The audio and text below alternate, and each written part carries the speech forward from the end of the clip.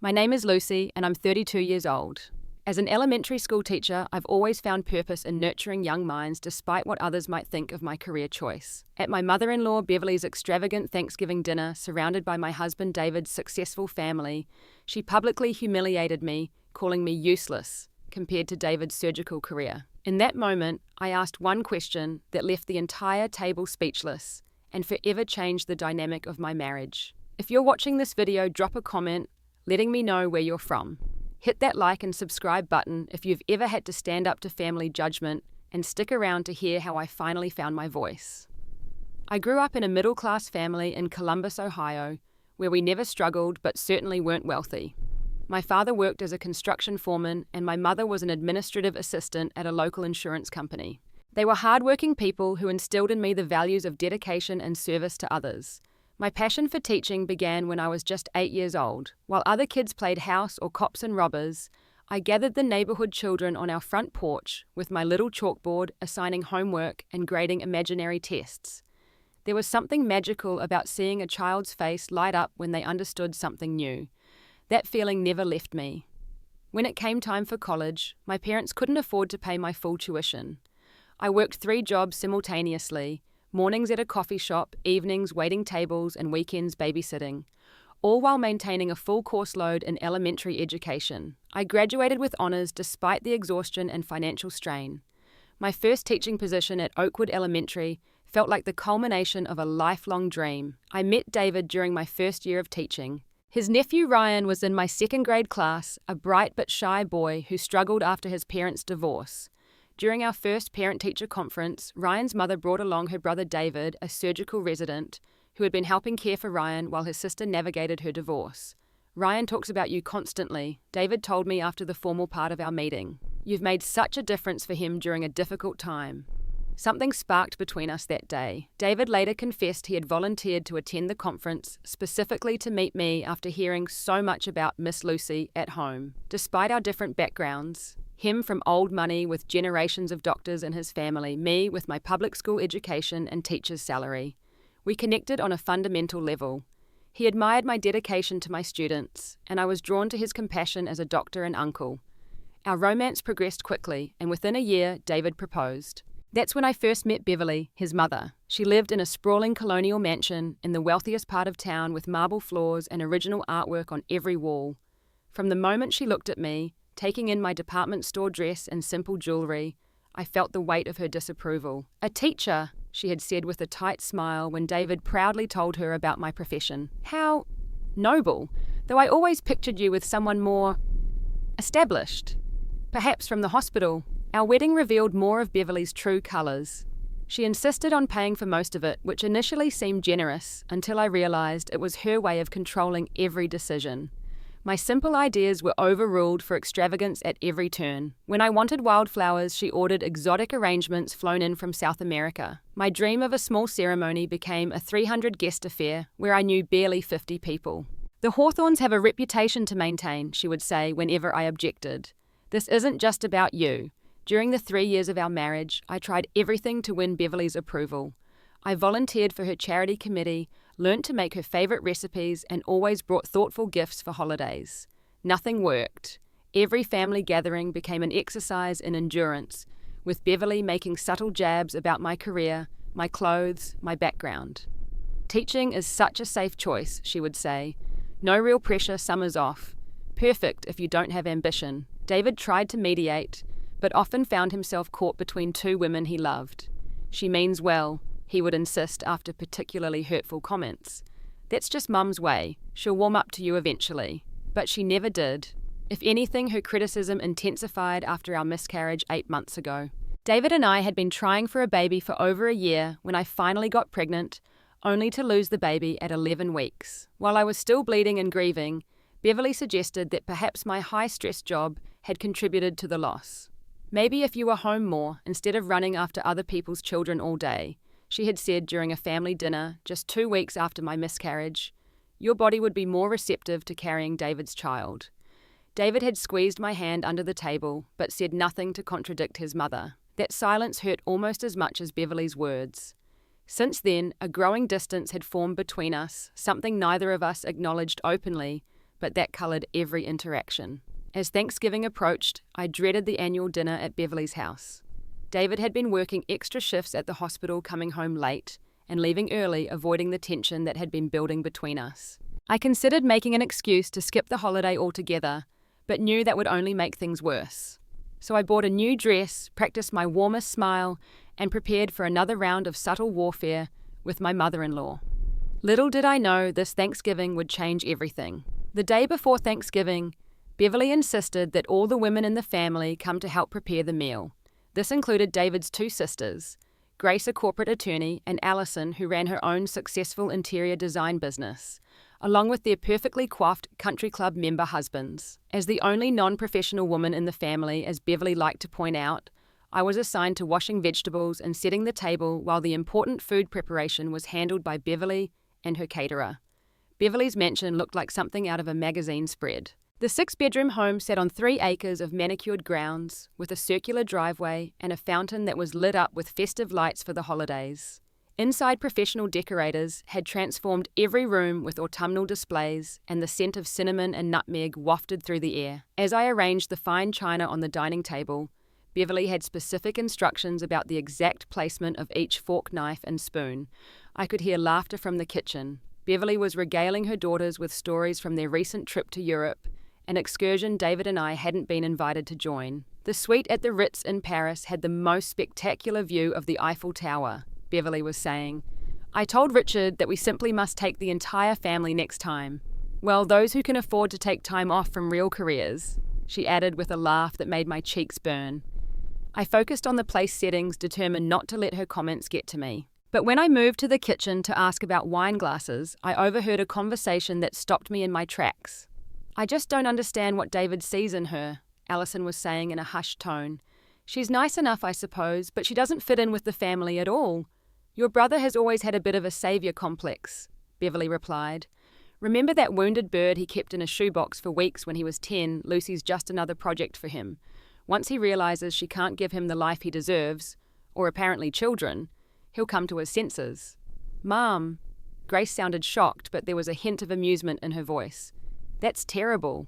It's realistic, Beverly countered. David needs someone who can be a proper partner to a surgeon, not someone who colours with crayons all day and calls it a career. I stepped back silently, my hands shaking. I retreated to the guest bathroom, locked the door, and leaned against the sink, trying to steady my breathing. The familiar tightness in my chest signalled an approaching anxiety attack. I focused on my breathing techniques, in for 4, hold for 7, out for 8, until the sensation subsided. As I splashed cold water on my face, I stared at my reflection in the ornate gold-framed mirror. You are valuable, I whispered to myself. Your work matters. The words sounded hollow even to my own ears after years of Beverly's conditioning. My phone buzzed with a text from David. Stuck in surgery. Will be late for dinner. Sorry. Another night, where he would arrive just in time to miss the worst of his mother's behavior, leaving me to fend for myself. I wondered, not for the first time, if that was deliberate on his part. When I emerged from the bathroom, I made a decision. I would try one more time to genuinely connect with Beverly and her family. I would be authentic about my passion for teaching and stop downplaying my career to avoid criticism. If that wasn't good enough, then perhaps David and I needed to have a serious conversation about our future. Thanksgiving Day arrived with picture-perfect weather and a house full of Hawthorne family members. David's father, Richard, a retired neurosurgeon, was holding court in the living room discussing the stock market with the husbands. David's sisters were showing off their designer outfits and exchanging stories about their recent vacations. Several cousins, aunts, and uncles milled about with crystal glasses of expensive bourbon and wine. When David finally arrived, he looked exhausted, but quickly put on his social mask. He kissed me briefly before being pulled into a conversation with his father about a complicated surgery he had performed that morning. I stood awkwardly at the periphery, nursing a glass of wine and feeling increasingly invisible. When Beverly announced dinner, I discovered she had arranged the seating to place me between David's elderly aunt Martha, who was hard of hearing, and his 16-year-old cousin Taylor, who was glued to her phone. David was seated at the opposite end of the table, between his mother and his sister Grace. The message couldn't have been clearer. I was not considered important enough to sit near my own husband. But Beverly's dining room could have been featured in Architectural Digest. The massive mahogany table gleamed under a crystal chandelier, set with heirloom china sterling silver cutlery and hand-blown glass goblets. Elaborate floral arrangements cascaded down the center, interspersed with gilded candles and miniature pumpkins. Each place setting included a personalized menu card, another reminder that I was an afterthought, as mine was the only one with my name misspelled as Lucy. Once everyone was seated, Beverly stood to offer a toast, her diamond bracelet catching the light as she raised her wine glass. "I'm so grateful to have our wonderful family gathered here today." She began, her eyes moving around the table, but conspicuously skipping over me. "We have so much to celebrate this year. Richard's foundation has raised over $2 million for neurological research. Grace has been made partner at her firm. Allison's design was featured in Home and Garden. And of course, our brilliant David has pioneered a new surgical technique that's being adopted nationwide." She paused for effect, taking a sip of her wine before continuing. "In the Hawthorne family, we've always valued excellence and achievement. It's what sets us apart and what has secured our place in society for generations. I couldn't be prouder of what each of you has accomplished." Each family member then took turns sharing their recent achievements. Richard talked about his foundation's gala. Grace described winning a high-profile case. Allison mentioned her upcoming collaboration with a famous hotel chain. Even David's teenage cousins had impressive internships and academic honors to report. When the conversation finally turned toward my end of the table, I straightened my posture and prepared to share about the reading program I had developed that had helped several struggling students make remarkable progress. "And Lucy," Beverly interrupted before I could speak, "is still teaching second grade at that little public school, aren't you, dear, 7 years now in the same position?" Her tone made it sound like a personal failure rather than a conscious choice. "Yes," I replied, trying to keep my voice steady. "Actually, I was recently selected to lead a new literacy initiative that's showing promising results for students who—" "Isn't that sweet?" Beverly cut in again. "David tells me one of your little students made the honor roll this year. I suppose that's somewhat like how David saved the lives of 3 children last month with his groundbreaking surgery." The table grew uncomfortably quiet. David cleared his throat but said nothing. "Teaching and medicine are different fields with different measures of success," I said carefully, "but both are essential and valuable in their own ways." Beverly laughed, a sharp, dismissive sound. "Oh, Lucy, always so diplomatic. But let's be honest, there's a reason teachers are paid what they are. Anyone can supervise children colouring and learning their ABCs. It's glorified babysitting, not a real profession like medicine or law." I felt heat rising in my face but maintained my composure. "Actually, early education is incredibly complex. We're shaping developing minds and building the foundation for all future learning.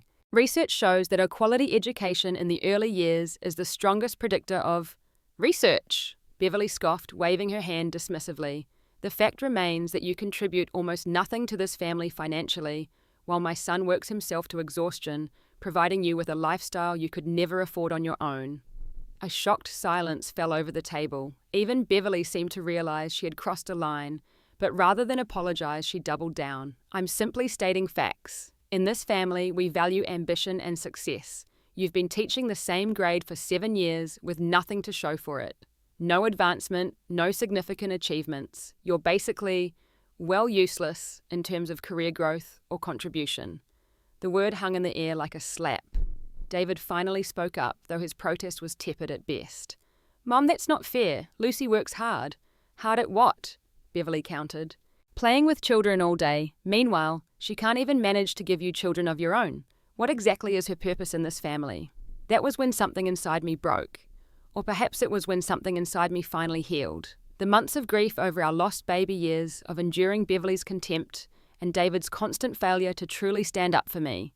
It all crystallized into a moment of perfect clarity. I placed my napkin carefully on the table and looked Beverly directly in the eyes. "If educating and nurturing children is so worthless," I asked in a quiet but firm voice, "then what does that say about how you value your own children and grandchildren?" The silence that followed was absolute. Every face turned toward me in shock. Beverly's mouth opened and closed without sound, her complexion paling visibly. David looked at me as if seeing me for the first time, his expression a mix of surprise and something that might have been respect. No one spoke. No one moved. The question hung in the air unanswerable because its premise struck at the heart of Beverly's contradiction, claiming to value family above all while simultaneously devaluing the profession dedicated to nurturing children. In that moment, I knew I had finally found my voice. I stood up calmly, placed my napkin beside my untouched plate, and excused myself from the table. "I need some air," I said simply, then walked out of the dining room with as much dignity as I could muster.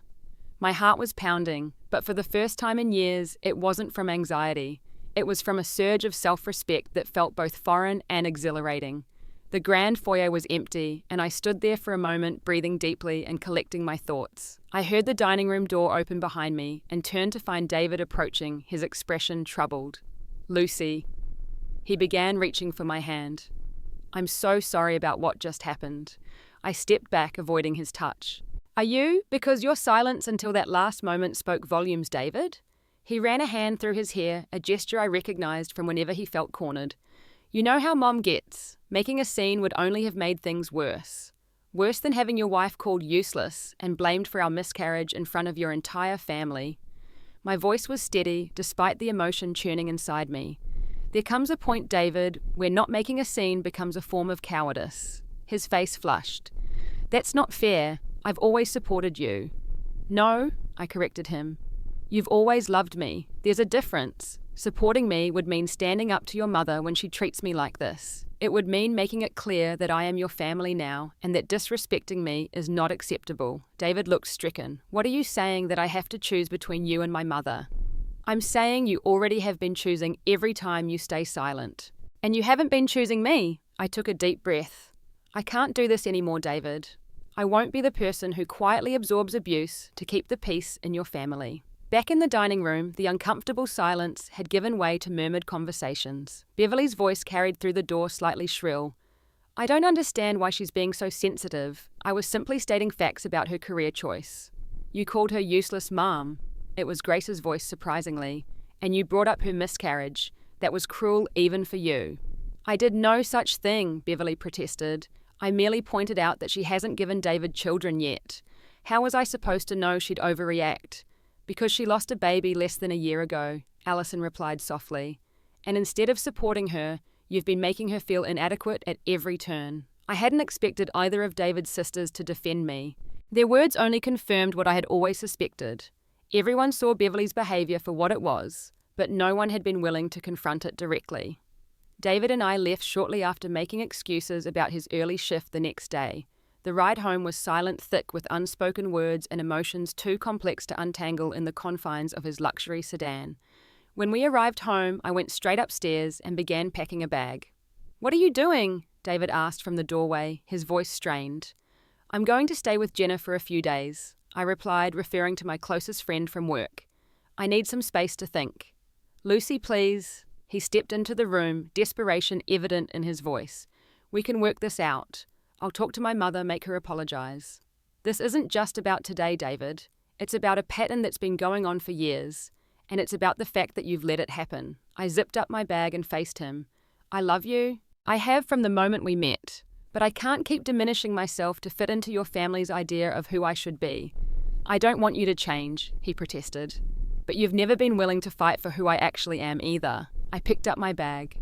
"I need time to figure out what that means for us." As I drove to Jenna's apartment that night, tears finally came streaming down my face as I navigated the familiar streets. It was the first night David and I had spent apart since our wedding, and despite the pain in my heart, there was also a strange sense of lightness. I had finally spoken my truth, and whatever happened next, I knew I would never go back to being silent again. Jenna's one-bedroom apartment became my sanctuary for the next week. A fellow teacher who understood the demands and rewards of our profession, she offered not just a spare couch, but much-needed perspective. "You know what's crazy," she said as we shared a bottle of wine the first night. "I've always envied your marriage. David seems so perfect. Handsome doctor, nice house, comfortable life. I never realized what you were dealing with in terms of his family." I sipped my wine, considering her words. That's the thing about appearances. Everyone saw the dream life, but no one saw me slowly disappearing inside it. During those days away from home, I reconnected with parts of myself I had been suppressing. I called my parents, something I realized I'd been doing less frequently as I tried to assimilate into the Hawthorne family. My mother, with her practical wisdom, reminded me of who I had always been. "You've always stood up for your students, Lucy," she said. "It's time you stood up for yourself with the same conviction." I thought back to other instances of Beverly's manipulation that I had tolerated over the years. The time she accidentally excluded me from family photos during the Christmas card photo shoot. The birthday gift of a gym membership with a personal trainer to help you look your best for David. The constant reminders that David could have married a doctor or lawyer instead. Why had I accepted it? Because I had begun to believe that my work really was less valuable, that I was lucky to have married up and should be grateful for my place in the Hawthorne family, even if it was at the bottom of their hierarchy. One evening after school, I stayed late in my classroom, finding comfort in the colourful displays of student work and the familiar smell of crayons and glue.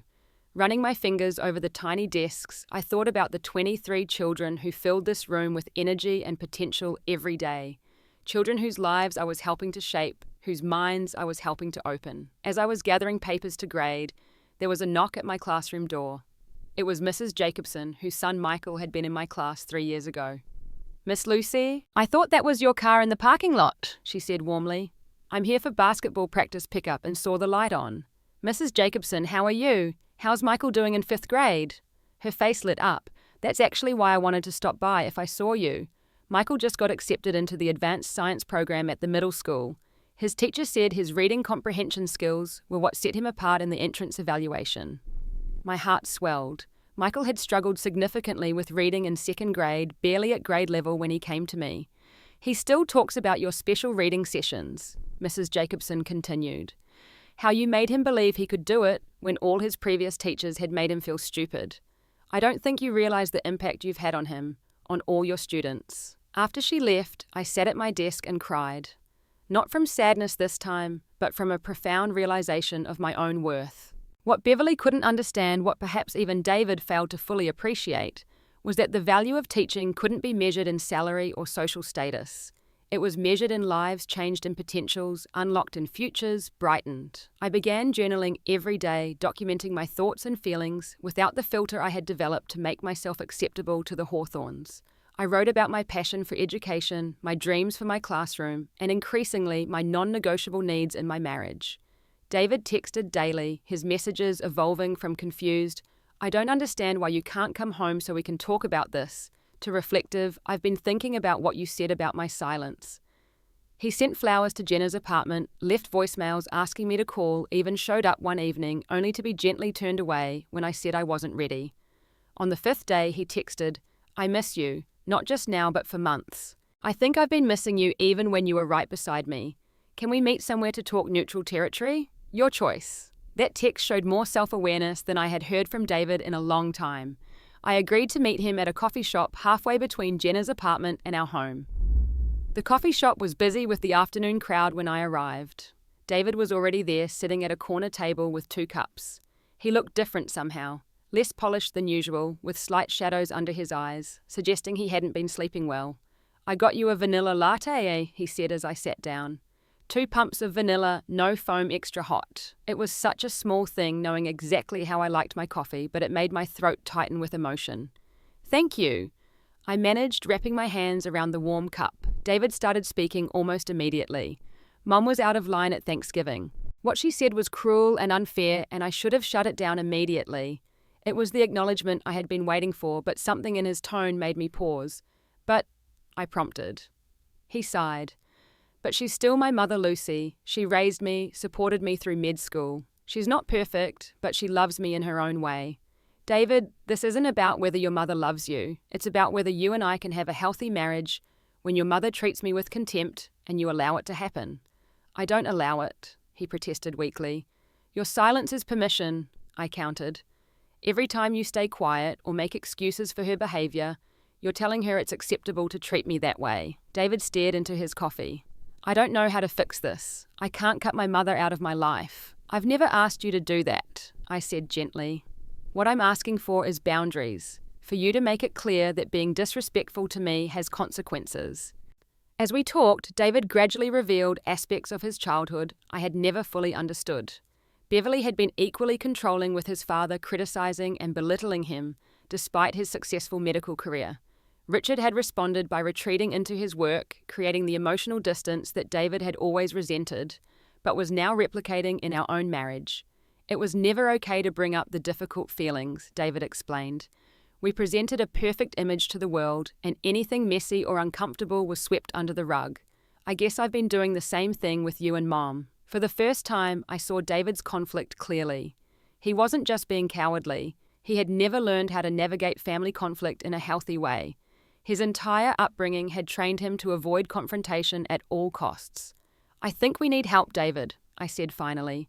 Professional help. This isn't something we can fix on our own. To my surprise, he nodded immediately. I've actually already called a therapist. Dr. Martin specializes in family systems and marital therapy. He has an opening next Tuesday if you're willing. His initiative gave me hope. I'm willing if you are, I replied. But I need to be clear about something. I can't come home until I know things will be different. Not just with your mother, but with us. I need to know that you see me, really see me, and value who I am not despite my career, but including it. David reached across the table, tentatively taking my hand. I do see you, Lucy. Your question at Thanksgiving. It made me see everything differently. You were right. The work you do matters tremendously. I just got so caught up in my family's values that I lost sight of what I've always admired most about you. Your dedication to your students and your belief in the power of education. Our first session with Dr. Martin was revealing. He helped us identify patterns we'd fallen into and gave us tools to communicate more effectively. David admitted that he'd been conflict avoidant throughout our marriage, while I acknowledged that I had gradually silenced my own voice to keep the peace. After 3 joint sessions, David decided it was time to confront Beverly directly. He went alone at Dr. Martin's suggestion to take full ownership of establishing boundaries with his mother. David later described the scene to me. He had gone to Beverly's house on a Sunday afternoon, declining her offer of tea and sitting formally in the living room where she entertained guests rather than in the family room. "Mom," he began, "I need to talk to you about your treatment of Lucy." Beverly immediately tried to deflect. If this is about Thanksgiving, I think she completely misunderstood what I was saying. I certainly never called her useless. You did, David corrected her firmly. And it wasn't just Thanksgiving. It's been a pattern throughout our marriage. The constant criticism, the exclusion, the subtle and not so subtle ways you've made her feel unwelcome in the family. Beverly's eyes widened at his directness. I've done no such thing. I've gone out of my way to include her in family events. Including someone physically while making them feel emotionally excluded is not inclusion, Mom, and I've allowed it to happen because I was afraid of upsetting you. But in doing so, I've failed as a husband. So now I'm the villain. Beverly's voice took on the wounded tone David had warned me about. After everything I've done for you, after raising you to be successful, this is the thanks I get. This isn't about gratitude or blame, David replied, using the language Dr. Martin had suggested. It's about setting healthy boundaries for my marriage. Lucy is my wife, my partner, and the future mother of my children. If you can't treat her with genuine respect, then we'll need to limit our time with you. Beverly's composure finally cracked. You would choose her over your own mother, over your family. Lucy is my family, David said quietly, and I'm not choosing anyone over anyone else. I'm choosing a healthy relationship with both of you, which can only happen with mutual respect. According to David, Beverly had broken down, then moving from anger to tears in seconds. She spoke of her fear of losing her son, of being replaced in his life, of becoming irrelevant as she aged. For the first time, David glimpsed the insecurity beneath his mother's controlling behavior. While that conversation didn't instantly transform Beverly, it marked a turning point. She requested a meeting with both of us, which took place at our home rather than hers. A small but significant change in the power dynamic. Beverly's apology wasn't perfect. It included qualifiers and subtle deflections. But it was a start. I never intended to make you feel less valued, she told me stiffly. I suppose I've always measured success in certain ways, and I failed to appreciate different types of contribution. I accepted her apology with equal formality. I understand that your intentions may not have matched the impact of your words. Moving forward, I hope we can build a relationship based on mutual respect, even if we have different perspectives. We established new ground rules for family interactions. Beverly would make an effort to show interest in my work. I would try to be more patient with her old-fashioned views. Most importantly, David would no longer serve as a buffer between us, but would directly address any concerning behavior from either side. The first family gathering after our confrontation was awkward, but notably different. Beverly asked specific questions about my teaching methods, making a visible effort to engage with my profession. When she started to slip into old patterns, making a comment about the real work David was doing at the hospital, he gently but firmly redirected the conversation. "Actually, Mum," he said, "Lucy's work is equally real and important, different fields, same dedication to helping others." The look of surprise on Beverly's face was matched only by the surge of love I felt for my husband in that moment. He was finally becoming the partner I had always known he could be. Over the next 6 months, David and I rebuilt our marriage on a stronger foundation. We continued therapy, learning to communicate more openly and to face conflicts together rather than retreating from them. David became more present, making a conscious effort to balance his demanding career with our relationship. I found a new confidence in family gatherings, no longer shrinking myself to avoid criticism, but engaging authentically, speaking about my classroom with the same pride that David's sisters discussed their careers. To my surprise, several family members approached me privately to express admiration for my work, suggesting that Beverly's attitude had intimidated them from showing support earlier. My professional life flourished as well. The literacy program I had developed gained recognition from the district, and I was awarded the Excellence in Elementary Education Award that spring. When the ceremony took place, not only did David attend, but he insisted on bringing a bouquet of flowers and taking me to a celebratory dinner afterward. "I'm so proud of you," he said that night, his eyes shining with genuine admiration. "What you do changes lives." I see that now more clearly than ever. The most surprising development came when Beverly asked if she could visit my classroom. I agreed with some trepidation, unsure of her motives. She arrived during our science unit on butterflies, observing quietly from the back as I guided 23 excited second graders through examining caterpillars under microscopes. Afterward, she approached my desk with an unfamiliar expression, something close to respect.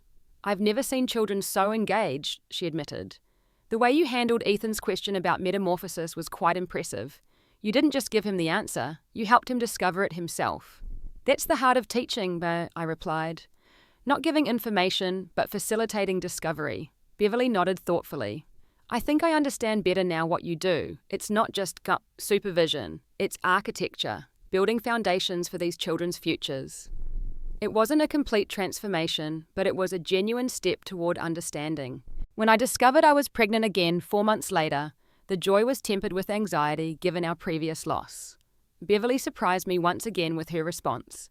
Instead of the critical comments I had feared about my work affecting the pregnancy, she offered practical support, arranging for healthy meals to be delivered on days when morning sickness hit hardest, researching the best prenatal care options, and even accompanying me to appointments when David was in surgery.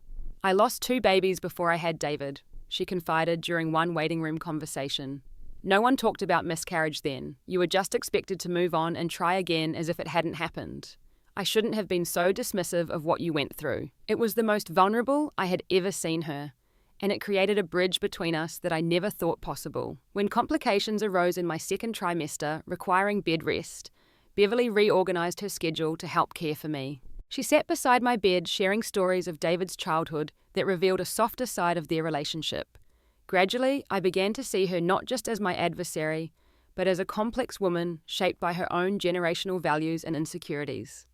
The birth of our twins, a boy and girl we named Thomas and Lily, transformed our family dynamic once again. Beverly became a devoted grandmother, her natural organizational skills channeled into helpful support rather than controlling behavior. She still occasionally made comments that made me wince, but they came from a place of misguided love rather than deliberate cruelty. Meanwhile, I launched a mentorship program for new teachers at my school, finding fulfillment in sharing my experience with others entering the profession.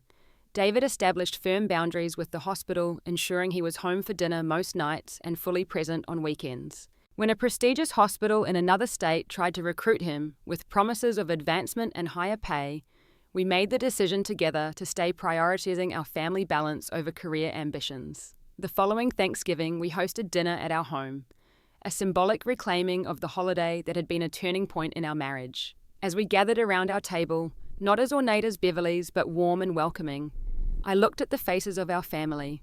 David's parents, my parents, our siblings, and our infant twins in their high chairs, surrounded by people who had learned, however imperfectly, to appreciate differences and respect boundaries. When Beverly stood to offer a toast, I felt a momentary tension, a flash of memory from the previous year.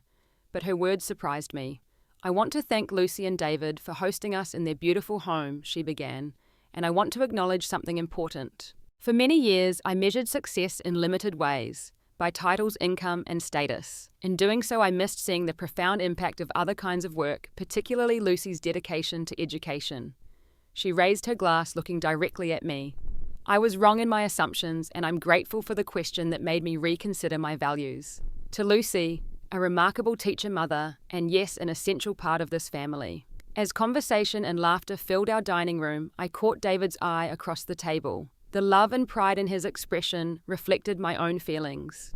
We had come through a difficult journey together and emerged stronger for it. Later that evening, after our guests had departed and the twins were asleep, I sat in our living room looking at the family photos that now adorned our walls.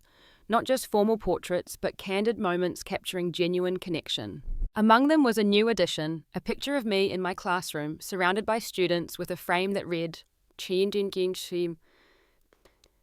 the world, one mind at a time." A gift from Beverly. My journey from silently enduring disrespect to finding my voice had transformed not just my marriage, but my entire sense of self-worth. That one question at a Thanksgiving table had rippled outward, challenging long-held assumptions and creating space for new understanding. Sometimes the most powerful act is simply asking the question that forces others to confront their contradictions. In my case, it was standing up for the value of my profession, for the dignity of my contribution, for my rightful place at the table. And in doing so, I found not just my voice, but a deeper appreciation for the work that has always been my calling. Have you ever had to stand up to a family member who diminished your career or life choices? How did you find the courage to speak your truth? Share your story in the comments below. If this resonated with you, please like this video and subscribe to hear more stories about finding your voice in difficult relationships. Share this with someone who might need encouragement to stand up for themselves. Thank you for listening to my journey, and remember, your worth isn't determined by others' inability to see your value.